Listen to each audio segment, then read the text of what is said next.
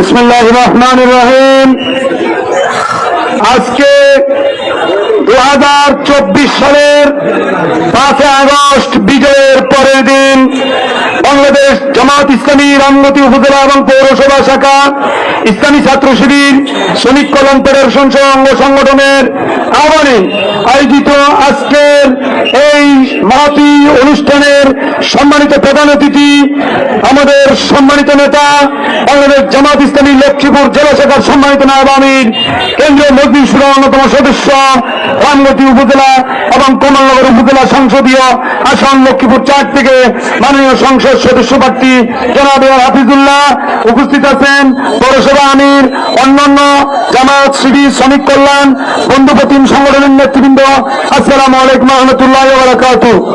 প্রিয় উপস্থিতি, আমাদের এখানে কিছু জনপ্রতিনিধি ভাইয়েরা উপস্থিত আছেন।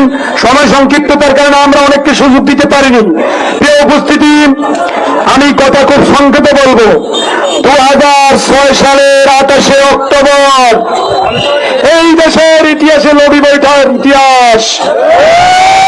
সেদিন সন্ধ্যাবেলায় এই আলেকজান্ডার বাজারে শুধু আমাদের কয়েকটি লাঠি মিছিলের কারণে আওয়ামী লীগের সন্ত্রাসীরা লেজ গুটিয়ে পালিয়েছিল।